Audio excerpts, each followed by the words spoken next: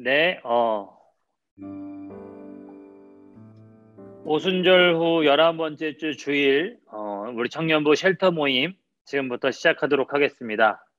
함께 찬양으로 시작합시다.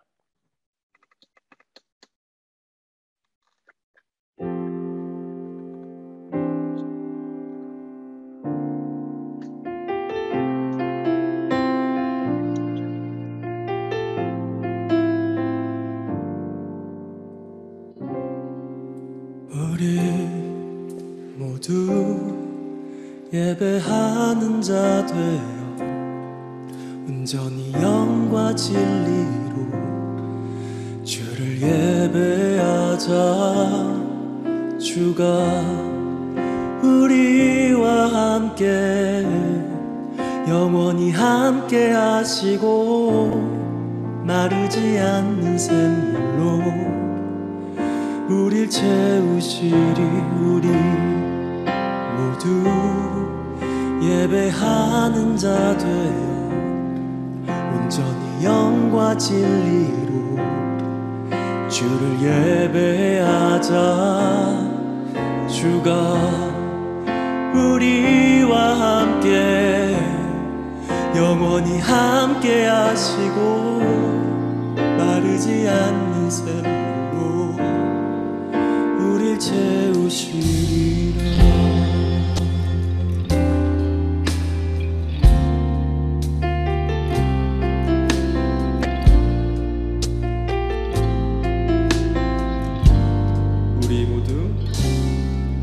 우리 모두 예배하는 자 되어 온전히 영과 진리로 주를 예배하자. 주가 우리와 함께 영원히 함께 하시고 마르지 않는 샘물로 우리 채우시리. 우리 모두 예배하는 자 되어 온전히 영과 진리로 주를 예배하자. 주가 우리와 함께 영원히 함께 하시고 마르지 않는 샘물로 우리 채우시리. 우리 모두 예배하는 자 되어 온전히 영과 진리로 주를 예배하자.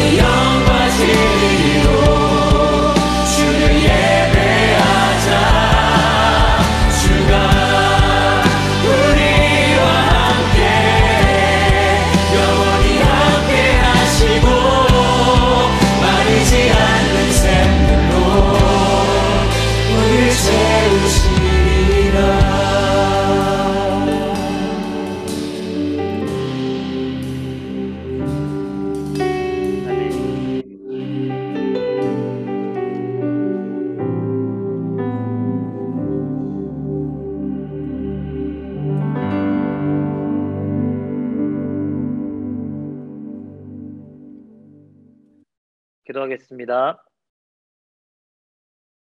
하나님, 우리 모두 오늘 찬양의 가사처럼 예배하는 자 되어 온전한 영과 진리의 예배 드리기를 원합니다. 주님이 우리와 함께 하시는 줄 믿사오니 예수의 이름으로 두세 사람이 모인 그곳에 우리와 함께 하시겠다고 약속하셨으니 오늘 말씀을 읽고 묵상하고 함께 나누는 그 모든 과정에 주의 성령께서 우리와 함께하여 주시옵소서. 예수 그리스도의 이름으로 기도합니다. 아멘.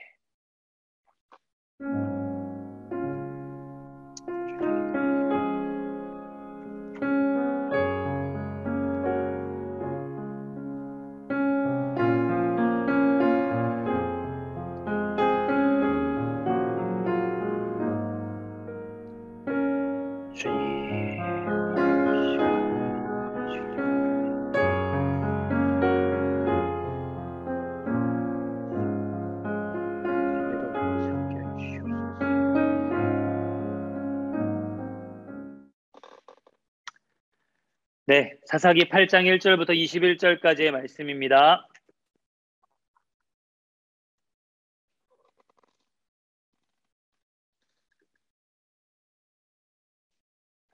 사사기 8장 1절부터 21절까지의 말씀 우리 한 목소리로 함께 같이 읽도록 하겠습니다. 시작. 그때 에브라임 사람들이 기드온에게 말하였다. 장군께서는 미디안과 싸우러 나가실 때에 우리를 부르지 않으셨는데 어떻게 우리에게 이렇게 하실 수 있습니까? 그들이 기드온에게 거세게 항의하니 그가 그들에게 말하였다. 이번에 내가 한 일이 당신들이 한 일에 비교가 되겠습니까? 에브라임이 떨어진 포도를 주운 것이 아비에셀이 추수한 것 전부보다 낫지 않습니까? 하나님이 미디안의 우두머리 오렙과 스앱을 당신들의 손에 넘겨주셨습니다. 그러니 내가 한 일이 어찌 당신들이 한 일에 비교나 되겠습니까? 기드온이 이 말을 하니 그들의 노여움이 풀렸다. 기드온이 그가 거느리는 군사 300명과 함께 요단강을 건너 지친 몸이지만 계속 적들을 추격하였다. 기드온은 숲곳에 이르렀을 때 그곳 사람들에게 사정하였다. 나를 따르는 군인들이 지쳤으니 그들에게 빵덩어리를 좀 주십시오. 나는 미디안의 두 왕 세바와 살문나를 추격하고 있습니다. 이 말을 들은 숲곳 지도자들은 우리를 보고 당신의 군대에게 빵을 주라니 세바와 살문나가 당신의 손아귀에 들기라도 하였다는 말이요 하고 비아냥거렸다. 그러자 기드온이 대답하였다. 좋소. 주님께서 세바와 살문나를 나의 손에 넘겨주신 뒤에 내가 들가시와 찔레로 당신들의 살을 찌르고야 말겠소. 거기에서 기드온이 브누엘로 올라가 그곳 사람들에게도 같은 사정을 해보았지만 브누엘 사람들의 대답도 숲곳 사람들의 대답과 같았다. 그래서 그는 브누엘 사람들에게도 내가 안전하게 성한 몸으로 돌아오는 날 이 망대를 버리고 말겠소 하고 말하였다. 그때 세바와 살문나는 겨우 15,000명의 군대를 데리고 갈골에 진을 치고 있었다. 이들은 모두 사막 부족의 군대 가운데 살아남은 자들인데 이미 칼 쓰는 군인 12만 명이 전사하였다. 기드온은 장막에 사는 사람들이 다니는 길을 따라 동쪽으로 노바와 욥부아까지 올라가서 방심하고 있던 적군을 기습하였다. 미디안의 두 왕 세바와 살문나가 또 도망치니 기드온이 그들을 추격하여 세바와 살문나를 사로잡고 온 군대를 전멸시켰다. 요아스의 아들 기드온이 헤레스 피탈길에서 전쟁을 마치고 오다가 숲곳 사람 젊은이 한 명을 포로로 잡아서 캐물으니 그 젊은이가 77명이나 되는 숲곳의 지도자들과 장로들의 명단을 적어주었다. 기드온은 숲곳에 이르러 그곳 사람들에게 말하였다. 여기 세바와 살문나가 있다. 너희는 나에게 우리를 보고 당신의 지친 군대에게 빵을 주라니 세바와 살문나가 당신의 손아귀에 들기라도 하였다는 말이요 하면서 나를 조롱하였다. 기드온은 그 성읍의 장로들을 체포한 다음에 들과 씨앗 찔레를 가져다가 숲곳 사람들을 응징하였다. 그리고 그는 브누엘의 망대도 헐고 그 성읍 사람들을 죽였다. 그런 다음에 그는 세바와 살문나에게 물었다. 너희가 다볼에서 죽인 사람들은 어떻게 생겼더냐? 그들이 대답하였다. 그들은 당신처럼 하나하나가 왕자와 같았습니다. 기드온이 말하였다. 그들은 나의 어머니에게서 난 형제들이다. 주님의 살아계심을 두고 맹세하지만 너희가 그들을 살려주기만 하였더라도 내가 너희를 죽이지는 않을 것이다. 기드온은 맏아들 예델에게 어서 그들을 죽이라고 명하였다. 그러나 그는 아직 어리고 두려워서 칼을 뽑지 못하였다. 그러자 세바와 살문나가 기드온에게 말하였다. 사내의 대장부답게 네가 직접 우리를 쳐라. 기드온이 일어나 세바와 살문나를 쳐서 죽이고 그들이 타던 낙타의 목에서 초승달 모양의 장식을 떼어 가졌다. 아멘. 네, 우리 찬양하는 가운데 우리 채민자매와 한영 형제가 들어왔네요. 우리 같이 15분 정도 함께 하나님의 말씀 묵상하고 나누는 시간 갖도록 하겠습니다.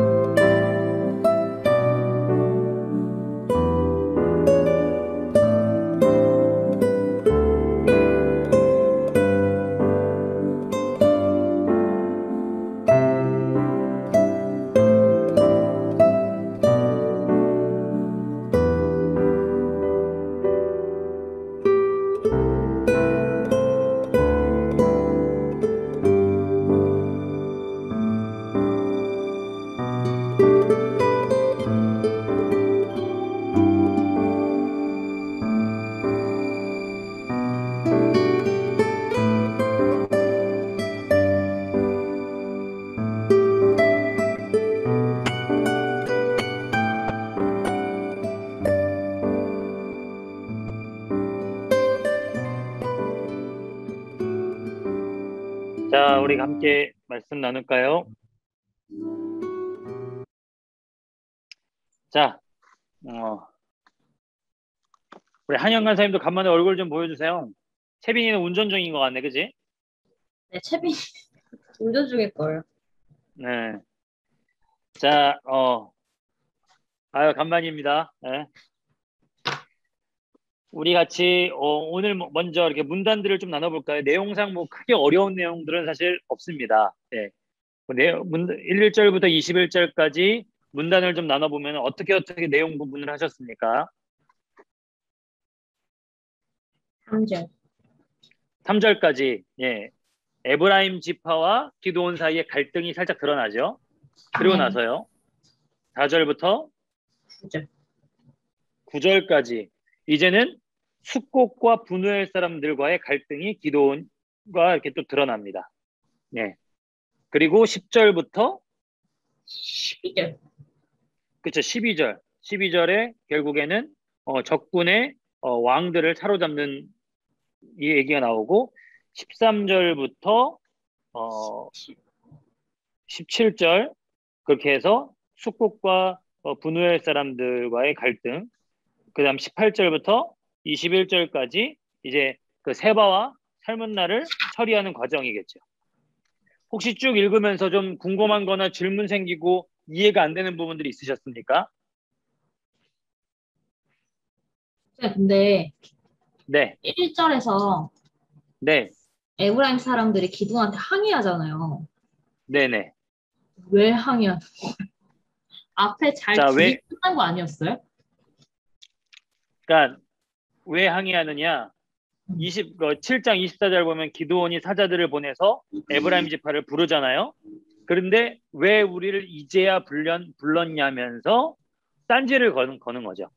이 에브라임 지파의 기드온에 대한 성토는, 기드온에 대한 이 불만은 두 가지를 다 내포하고 있는데, 먼저 에브라임 지파가 갖고 있는 자신들의 입지 때문에 그렇습니다. 에브라임 지파에서 유명한 사람 누구 나온지 혹시 기억나요? 에브라임 지파에서 가나안 정복 전쟁을 했던, 앞장섰던 여호수아가 바로 에브라임 지파 사람이에요. 어. 그러다 보니까 남쪽에서는 유다 지파, 북쪽에서는 에브라임 지파, 또 유다 지파에 살아남았었던 사람 갈렙, 에브라임 지파 살아남았던 사람 여호수아 해갖고 인구 수도 많았고 영향력도 강했고 나름 그쪽 동네의 권력을 지파들 사이에 이렇게 정리하고 그 주도권을 끌고 가던 게 바로 에브라임 지파였거든요. 북쪽에서는. 남쪽에서는 유다 지파였고, 이게 이 갈등이 사사기 때부터 어느 정도는 있었다가 이게 표면화된 게 결국에는 남유다 북이스라엘로 갈라진 게, 북이스라엘은 에브라임 중심으로, 남유다는 유다 중심으로 갈라진 거잖아요. 이게 이전부터 있었다는 거죠. 사사기 때부터. 그래서 기드온은 므낫세 지파잖아요. 므낫세 지파가 지금 므낫세 지파의 기드온이 나서서 이렇게 저렇게 하는 게 자체가 에브라임 눈에는 이게 곱게 보이지 않은 거죠. 자기네, 아니 불렀을 땐 안 오고 뭐 할 땐 안 오고 그러다가 자기네 지파 늦게 불러서 우리가 이제야 전쟁에 참여하지 않았냐 이런 식으로 지금 기드온에 딴지를 걸고 있는 거예요. 그런데 두 번째, 박수는 손뼉은 마주쳐야 소리가 난다는 것처럼 이제 8장 내용을 쭉 읽다 보면은 기드온이 하나님께 쓰임 받았던 그 처음과는 달리 점점 저는 8장 전체를 이렇게 붙였는데요. 그 제목을 이렇게 붙였는데, 전쟁할 때 여호와의 칼 기드온의 칼이다라고 이렇게 외쳤잖아요. 8장은 전적으로 기드온의 칼의 시간이에요. 기드온의 권력, 기드온의 입지 지위가 높아져가는 시간. 그러다 보니까 이쪽 동네에 그야말로 헤게모니, 이쪽 동네의 권력을 움켜쥐고 있었던 에브라임이 기드온이 크고 있는 게 또 불만이었던 거라. 그래서 부딪히게 된 거죠. 그래서 부딪히게 된 겁니다. 에브라임의 이 딴지는 다음 사사인 입다 때는 더 심해져요. 더 심해지고, 사실은 이 사사기 시대의 지파들 사이에 미묘한 갈등과 부딪힘은 사실 이전부터 있었거든요. 잘 기억해보면, 물론 우리가 기억이 잘 안 나겠지만 잘 기억해보면 드보라와 바락 때도 어느 지파는 나오고 어느 지파는 안 나왔다라고 막 드보라랑 바락이 노래하면서 해요. 우리가 다 불렀는데 르우벤 지파랑 저쪽 지파들은 우리가 여기서 나가지 않겠다라고 버티고 있고, 어느 지파들은 열심히 나와서 싸웠다 그래요. 그때부터 갈등이 있었던 거거든요, 사실은. 근데 이때 와서 기드온 때 더 본격적으로 이런 갈등들이 심화되더라라는 겁니다. 네, 또 다른 질문들 혹시 있으시면 읽으시면서. 들갓이랑 찔레가 어땠길래 사람을 죽였죠? 이게 그러니까 들가시와 찔레가 비유적으로는 가시가 있는 날카로운 어떤 식물들을 말하지만 이게 비유적인 표현이고 아마 들과 씨의 찔레를 가져와서 죽여라 아마 이렇게 가져다가 죽여라라고 나오잖아요. 16절에 보면은 또. 근데 이게 비유적으로 고통스럽고 힘겹게 죽인다라고 이렇게 생각하면 될 것 같아요. 진짜 들가시와 찔레를 진짜 들가시와 찔레를 뜻할 수도 있겠지만 극심한 고통과 징벌을 상징한다라고 이렇게 표현되어 있거든요. 그러니까 뭐 이렇게 좀 어떻게 죽였든 이 숫곳 사람들을 좀 잔인하고 고통스럽게 죽였다라는 표현일 수 있을 것 같습니다. 그래서 이 부분이 진짜 들과 씨와 찔레로 죽였는지 아니면 다른 어떤 걸로 죽였는지 모르겠는데 어쨌든 이 숫곳 사람들을 고통스럽고 괴롭히면서 아주 끔찍하게 죽였다 라고 이해하면 될 것 같습니다. 네. 또 다른 부분들요.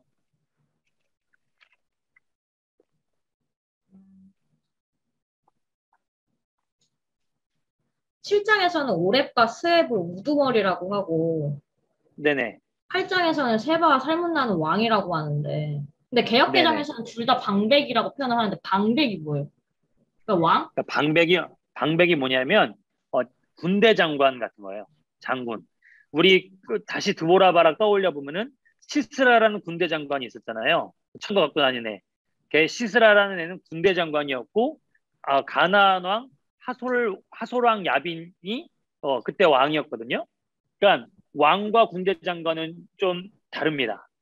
왕 밑에 있긴 하지만 왕은 어떻게 보면 그 당시에 요 동네 상황으로 보자면 어떻게 이해할 수 있느냐? 약간 종교적이면서도 정치적인 어떤 지도자가 왕이라고 할 수 있을 거고 그 외에 군사적인 지도자가 따로 이렇게 있는 그 당시에는 뭐 중앙집권적인 왕권 체제가 아니었으니까 요 동네가 다 부족 단위였었으니까 그래서 어떻게 보면 드보라와 바락도 그랬잖아요. 드보라가 정치적인 지도자이기도 하면서 동시에 하나님께 이 부름받은 사사이면서 영적인 지도자이기도 했던 반면에 바락은 군사적인 지도자가 됐었던 것처럼 이 당시에 약간 대부분 그랬을 것으로 여겨집니다. 그래서 왕만큼 중요한 존재가 군대 장관이었고 그게 방백이라고 표현되기도 하고 군대 장관이라고 표현되기도 해서 사실은 전쟁에 나왔던 건 오렙과 세입이었고 세바와 살문나는 사실 좀 뒤에 후방에 있었던 그런 왕들이었죠.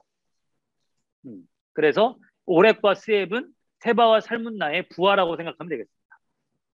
거의 대등한 위치에 있었던 부하다. 오렙, 세바와 살문나는 그리고 이 미디안 종족의 지도자였다라고 보시면 되겠습니다.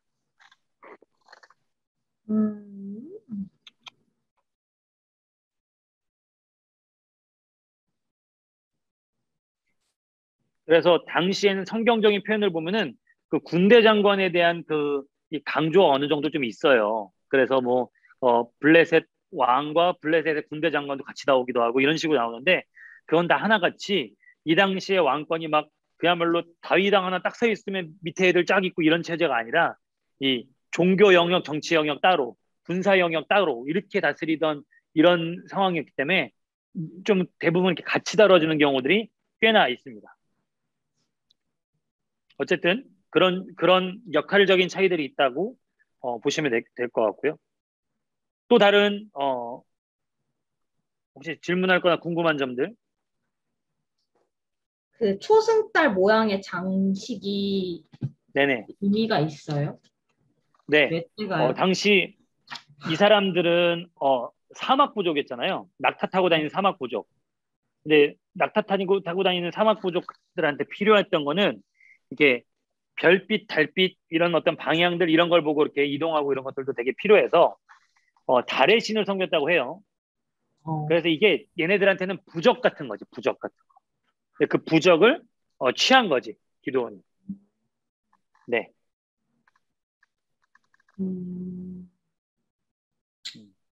기도원이 부적을 취한 게 여러분 요게 다음 주에 이게 어떻게 변화되는지를 보시면은 기도원의 변질에 대해서 더 잘 알 수 있습니다. 곡선인가요? 이어도 복선입니다.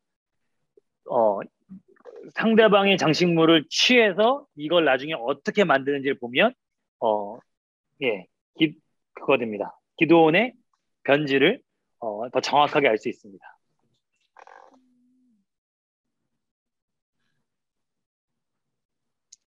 쌤.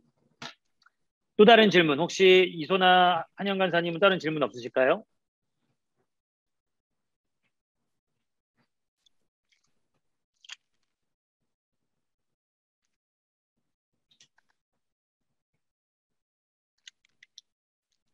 왜 자꾸 요하스의 아들을 강조하는 건지 모르겠어요. 되게 중요한 부분도 지적했는데요. 요아스의 아들이라는 걸 강조했잖아요. 여러분 생각해 보세요.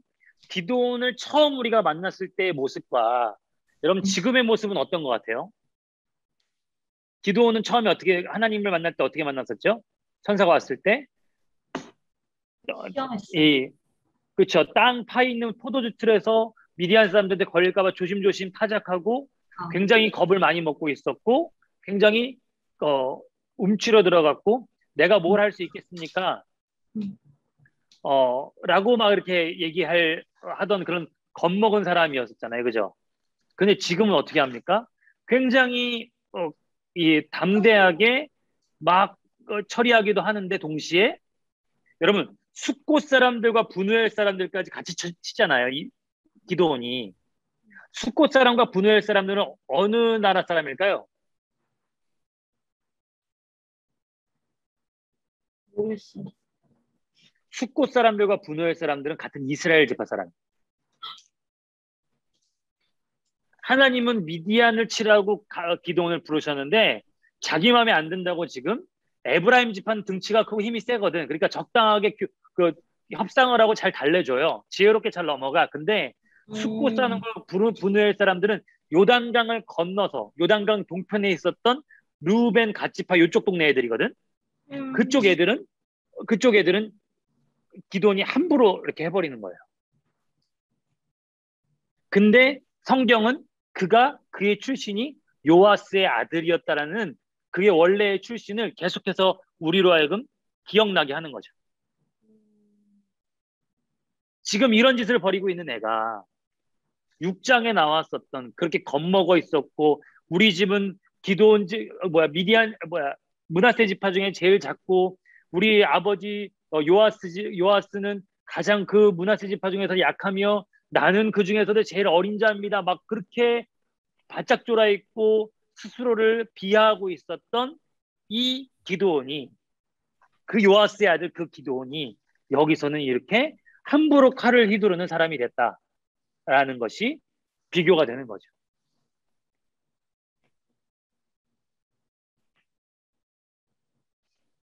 네. 또 다른 질문들이 혹시 있으시면 재밌는 거는 그 요아스의 아들이라고 쓴 부분이 어디 나오죠? 13절에 나오고 또 어디 나오죠? 여기서 13절밖에 안 나오잖아요. 그죠? 네. 근데 13절에서 요아스가 무슨 짓을 하냐면 같은 이스라엘 민족인 숫곳과 분우엘 사람들을 치고 징벌하고 힘들게 할 때 그때 요아스의 아들이라는 이름을 다시 언급하는 거거든. 그의 출신을.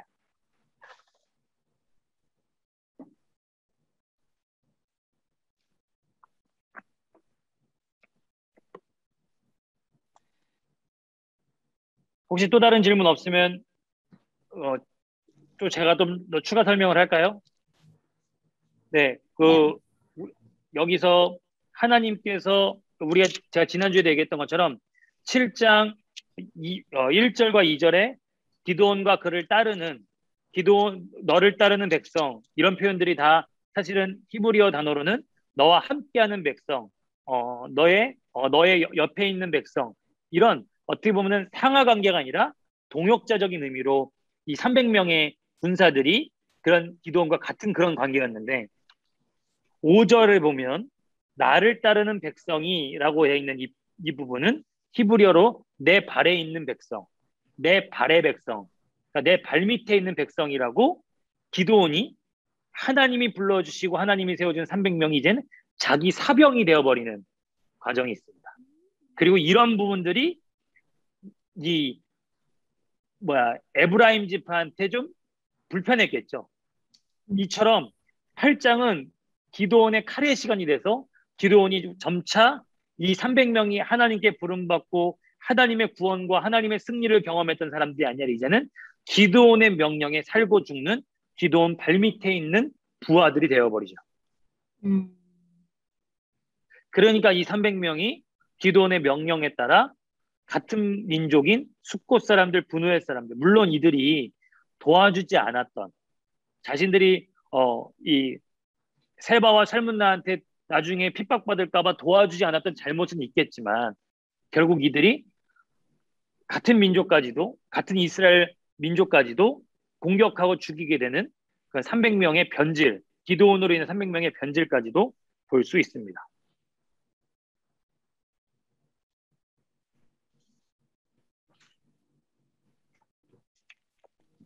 네. 그래서 6절에 보면은 이 사람들이 숫곳 사람들이 비아냥거렸다라고 이렇게 표현되어 있잖아요. 근데 8장 6절에 보면 개역개정에는 거기에 그냥 말했다, 뭐뭐 하는지라라고 표현되어 있고 히브리 언어로도 사실은 그냥 말했다라요. 그러니까 한마디로 말해서 어떻게 해석도 가능하냐면 숫곳에 있는 사람들은 자신들이 나중에 당하게 될 혹시 불이익이 있을까봐 그냥 우리가 당신들을 어떻게 도와준단 말입니까? 무슨 보장이 있어 당신들 도와준단 말입니까? 라고 말했지만 이걸 기드온은 어떻게 받아들였냐면 15절에 보니까 당신들이 나를 조롱했다, 비아냥거렸다 이렇게 꽈서 받아들이게 된다는 거죠.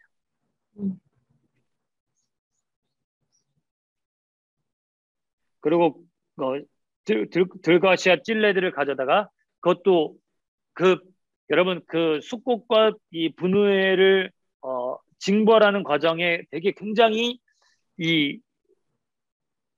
되게 야비해요. 숫곳 사람 젊은이 한 명을 포로로 잡아서 물어보는 거죠.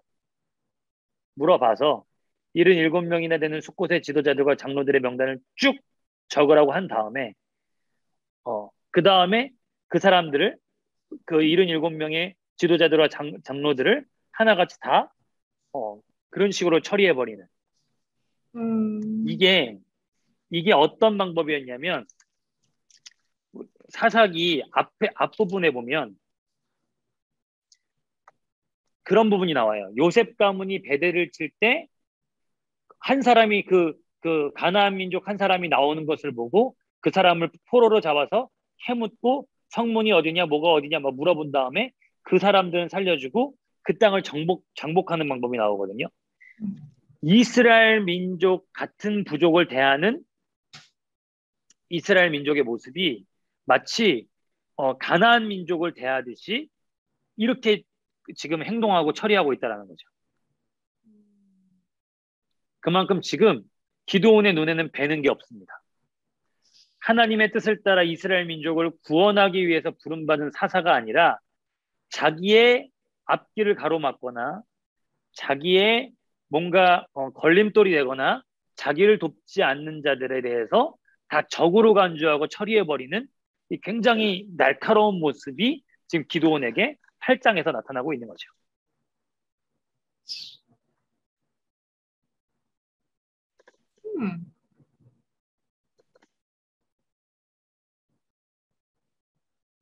이게 6장에서 하나님이 우리 민족을 버렸느니 어쨌느니 하면서 하나님의 이름을 들먹이고 있었던 기드온의 변질입니다. 변질.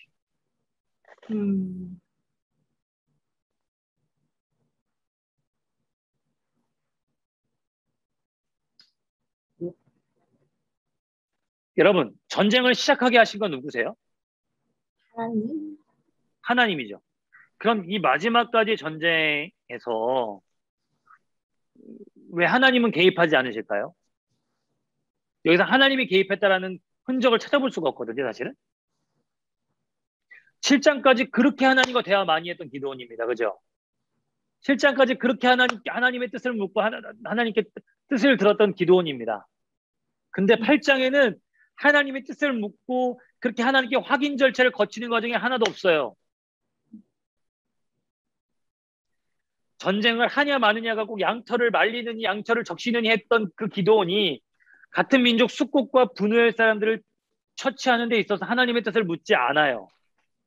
세바와 살문나를 처리하는 데 있어서 하나님의 뜻을 묻지 않아요. 하나님이 8장에서는 어디에도 등장하지 않습니다.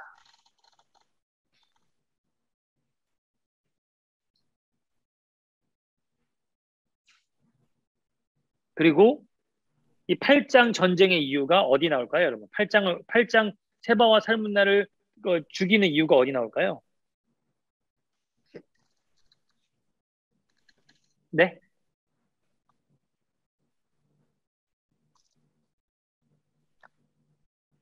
전쟁, 8장에 이렇게 막 자기 민족을 희생시켜 가면서까지 전쟁하는 이유가 나옵니다.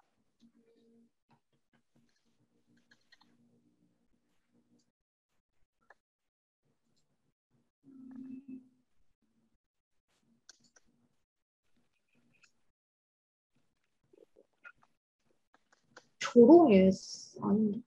세바와 살문나를 죽인 이유요? 네, 세바와 살문나를 죽인 이유, 그들을 끝까지 추적한 이유가 나옵니다.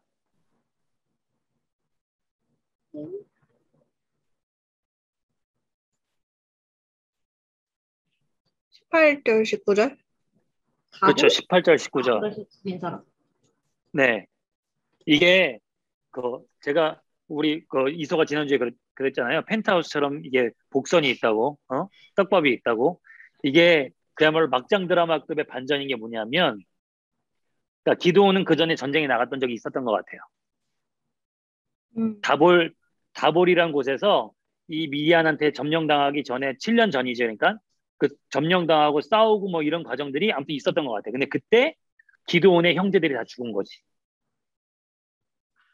기도원의 형제들이 다 죽은 거야. 기도원에 물어보잖아. 너희가 다볼에서 죽인 사람들은 어떻게 생겼더냐? 그랬더니 그들은 당신처럼 하나하나가 왕자와 같았습니다. 라고 얘기해. 그랬더니 그들은 나의 어머니에게서 난 형제들이다. 결국 7장에서 300명을 갖고 승리케 하신 하나님과 상관없이 8장의 이 전쟁은 누구 때문에 한 겁니까? 기도원의 개인적인 복수 때문에 한 거. 네. 그의 개인적인 상처와 쓴뿌리가 여기서 막 드러나기 시작하는 거죠.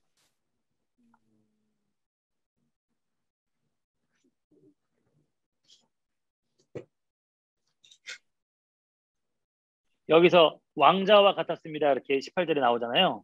이미 그때 기도원은 요때 이 시간이 얼마나 걸렸는지 모르겠지만 좀 다른 300명의 군사들과는 다르게 좀 다른 차림을 하고 있었던 것 같아요. 다른 차림을. 옷차림이든 뭐 장신구가 됐든 뭘 다른 차림을. 그들이 그래서 좀 구별되어 있는 모습인데 당신처럼 하나하나가 왕자와 같았습니다. 그랬더니 그들은 나의 어머니에게서 난 형제들이다. 그러니까 기도원의 그 가문 자체가 그 지역에서 꽤나 영향력이 있었고 꽤나 그 동네를 다스릴 수 있는 그런 영향력을 가진 사람들이었는데 그 아들들이 죽었고 지금 기도원이 그것을 개인적인 복수심에 눈이 멀어서 여기까지 전쟁이 이르게 된 겁니다.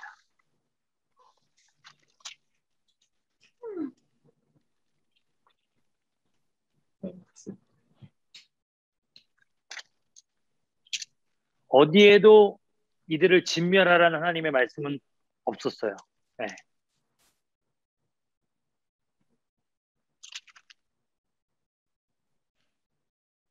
기도원의 개인적인 복수가 8장에 여기까지 이르게 된 거고 그 개인적인 복수가 자기 민족을 죽여가면서까지 이루게 되는 그런 비참한 결과가 나오게 되는 거죠.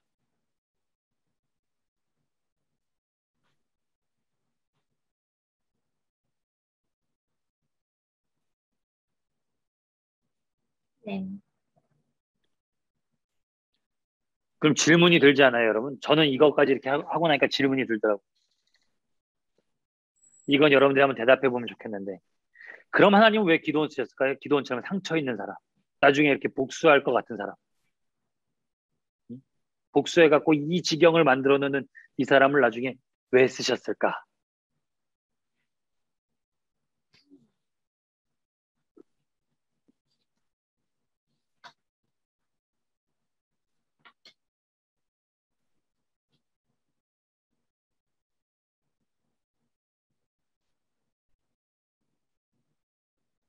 이 상처가 있고 쓴뿌리가 있는 이 사람을 하나님 왜 쓰셨을까? 지금 이 8장을 쭉 보면 그 상처가 해소된 것 같지도 않죠. 그죠? 끝까지 가서 복수하고 결국엔 자기 앞에 있는 걸림돌들을 막 이렇게 치워버리고 하는 그런 모습들을 보니까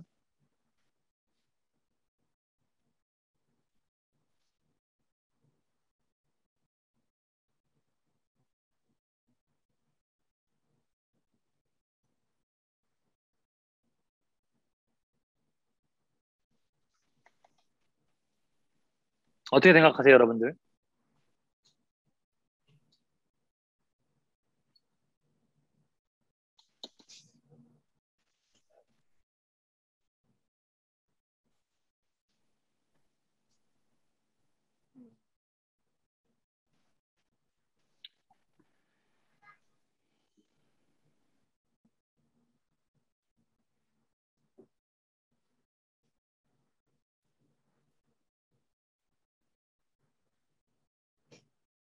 대답을 안 하는 건, 야, 박 목사 네가 빨리 그냥 대답하고 끝내버려. 라는 무언의 압박인가요? 그러니까 저는 이 부분을 딱 이렇게 하면서 그럼 도대체 왜 이렇게까지 하면서 하나님께서 기도원을 쓰셨을까 고민하다가 그런 생각이 들더라고. 음. 이게 뭐 이건 내 생각이에요. 정답은 사실 이건 없는 거니까.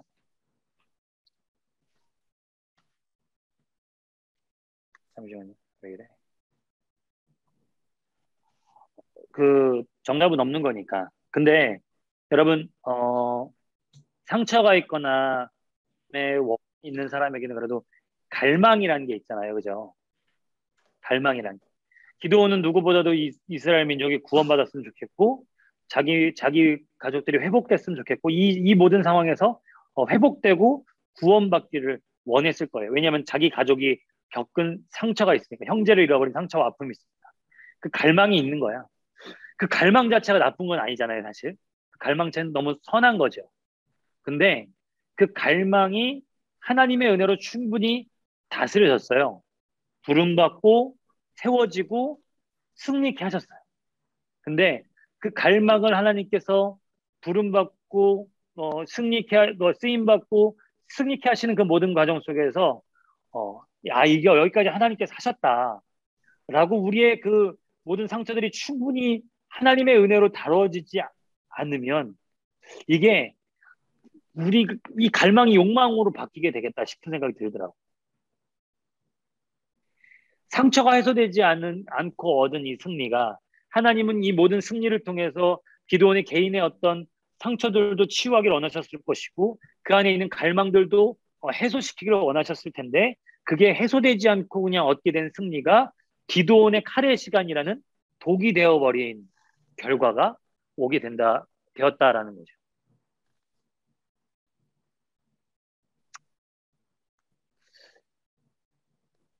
그래서 하나님이 300명을 주셨던 걸 텐데 다 제하고 300명을 주셔서 이 승리가 하나님께서 널 위한 선물처럼 주신 것이다라고 하나님께서 기도원에게 알려주셨던 것일 텐데 8장에서 그 어디에도 하나님과 대화한 흔적이 나오지 않는 기도원의 그 모습 속에서 갈망이 하나님의 은혜로 바뀌지 않고 갈망이 욕망으로 바뀌어서 스스로와 주변을 망치게 되는 이 결과가 오게 된 거 아닐까?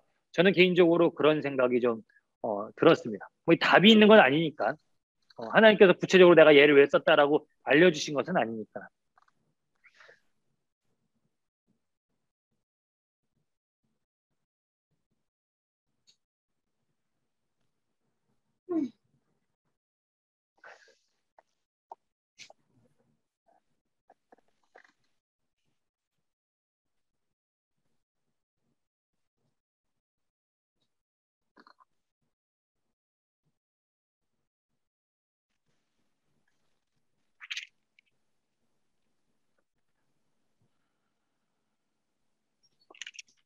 결국 여호와를 위하라 기드온을 위하라라고 했던 7장의 그 외침이 결국에는 8장에 넘어서서 기드온만 위하게 되는 결과로 이렇게 이어지게 되는 겁니다.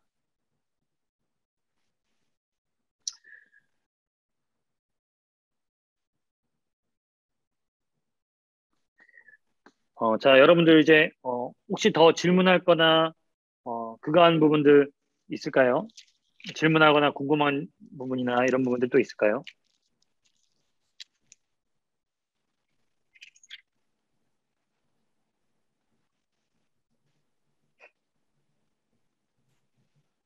그 20절에 네, 아들한테 죽이라고 하잖아요.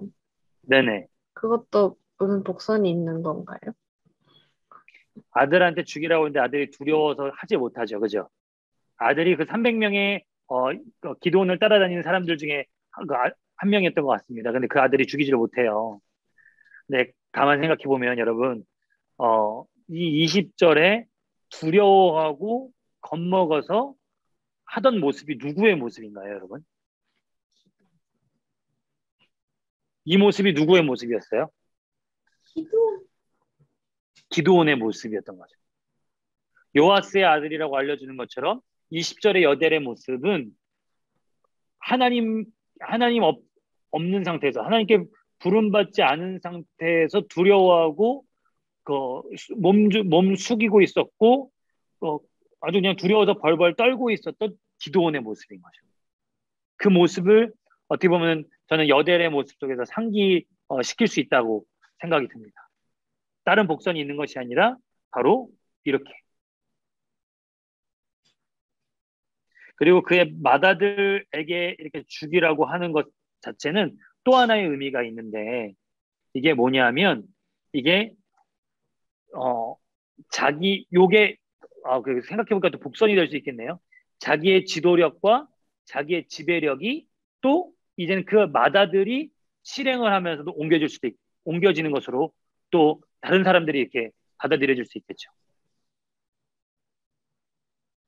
기도원이 죽여도 되는 걸 그의 맏아들이 죽이면 마치 기도원이 죽인 것과 이 다를 바 없는 일이 되어버리기 때문에 그 기드온이 그 맏아들에게 죽이라고 명령한 것은 자신과 같은 권위, 자신과 같은 어떤 이 권위와 그 권력을 맏아들에게 이렇게 전달해주는, 맏아들도 갖게 해주는 그 과정으로도 볼 수 있겠네요. 생각해보니까.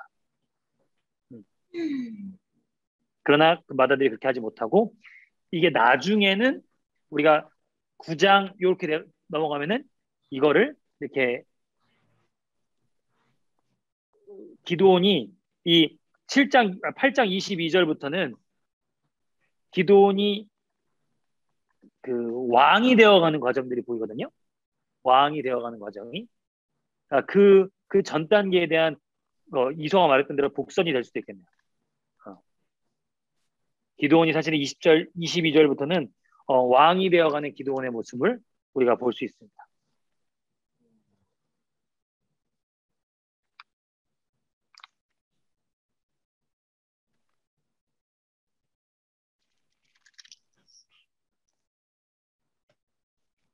개구리 올챙이적 생각 못한다고, 어?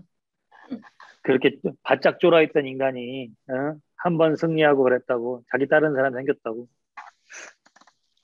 근데 이게 참 너무 인간적이지 않아요? 그렇게 하나님을 만났는데, 그렇게 하나님 음성을 들었는데, 하나님 그렇게 기적을 보여주셨는데, 그렇게 또 인간적인 생각으로 자기 욕심, 자기 복수심, 야, 이게 사람입니다. 이게 사람. 여러분, 같이 이 기도원의 말씀들을 잘 떠올리고 또 묵상하고 또 다시 한번 적용하면서 각자에게 주신 하나님의 그 말씀들을 꼭 붙잡는, 저는 요 말씀 붙잡을 거거든요. 8장에 하나님과 대화가 한 번도 없었다라는 사실. 그리고 결국에는 스스로 악이 되어버린, 악한 자들을 정벌하기 위해서 스스로 악이 되어버린 기드온의 변질, 자기 욕망을 정당화시켰던, 하나님을 팔아서 정당화시켰던 그 모습들. 저는 이 말씀 붙잡을 텐데 여러분들도 여러분들 각자 붙잡아야 될 말씀들을 가지고 적어도 좋고 찬양해도 좋고 기도해도 좋고 그렇게 하나님 앞에 개인의 시간들을 갖고 마무리하도록 하겠습니다. 네, 우리 음악 좀.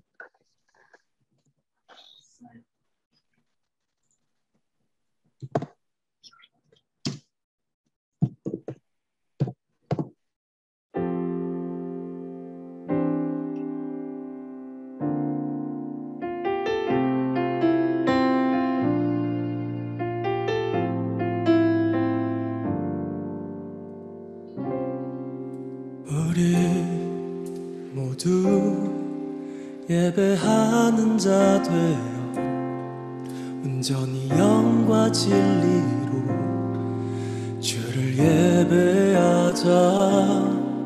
주가 우리와 함께 영원히 함께 하시고 마르지 않는 샘물로 우릴 채우시리. 우리 모두 예배하는 자 되어 온전히 영과 진리로 주를 예배하자. 주가 우리와 함께 영원히 함께 하시고 마르지 않는 샘물로 우릴 채우시리라.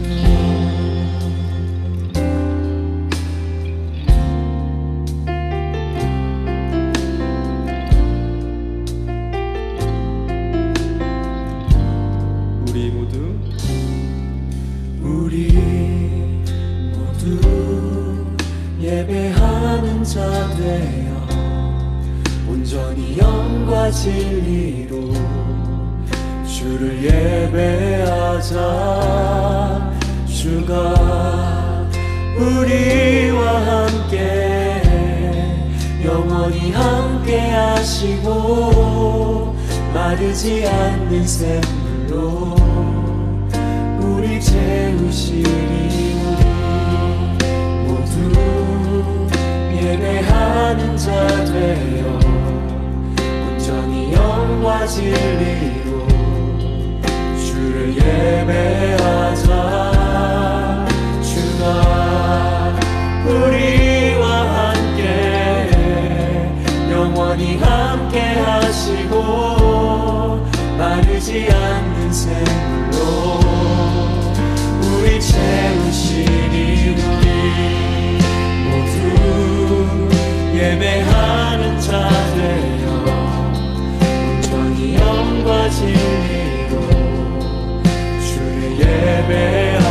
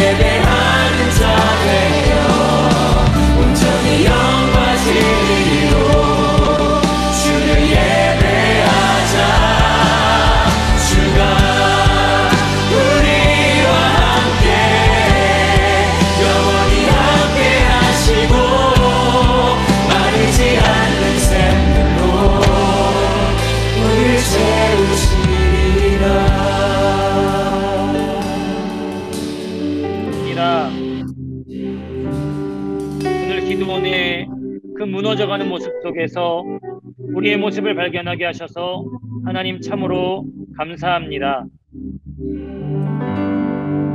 오늘 이 말씀을 더욱더 깊이 간직하여 하나님의 이름을 팔아먹는 자들이 아니라 하나님의 이름을 빙자해서 자기 욕심을 채우고 살아가는 인생이 아니라 하나님께 묻고 또 들으며 우리의 발걸음 내내 하나님의 말씀과 인도하심을 따라 걸어가기를 소원하는 말씀의 사람들 되게 하여 주옵소서. 주님, 기도원의 모습에서 봤건대 우리는 인간은 너무 연약합니다. 그러나 주님이 우리와 함께 하시면 이 모든 연약함들을 넘어서서 하나님이 귀하고 복된 일들을 감당하며 우리의 인생을 주의 은혜와 축복 속에서 살아가게 될 줄 믿사오니 사랑하는 우리 청년들과 함께하여 주옵소서. 감사드리며 이번 한 주도 우리가 삶의 예배자로 살아가게 하실 줄 믿사오며 우리 주 예수 그리스도의 이름으로 기도합니다. 아멘. 예, 우리 광고해주고 같이 인사 나누면 되겠습니다. 네, 우리 총무님 광고해 주세요. 다음 주 주일 찬양 나눔 및 대표 기도는 김예빈 청년입니다. 8월 22일, 29일 주일 쉘터 모임은 쉬어갑니다. 9월 5일 주일부터는 쉘터 모임은 다시 오프라인으로 정상 진행합니다. 어린이 성경 지원을 위한 성경 필사자 모집이 오늘까지입니다. 많은 지원 부탁드립니다. 네. 네, 다음 주까지 다음 주까지 우리 쉘터 모임하고 2주간 또 새학기를 시작하는 분들도 있고 해서 잠 쉬었다가 9월 첫째 주에 우리 오프라인으로 함께 만났으면 좋겠고, 예, 그래서 성경 필사 같이 하면 좋겠습니다. 네, 여러분 한 주간도 주의 은혜로 승리하시고, 채빈이 도착했나 보네. 예, 한 주간도 주의 은혜로 승리하시고 늘 주님과 함께 동행하는 이번 한 주 되시기 바랍니다. 사랑을 축복합니다, 여러분. 다음 주에 만나요. 안녕히 계세요.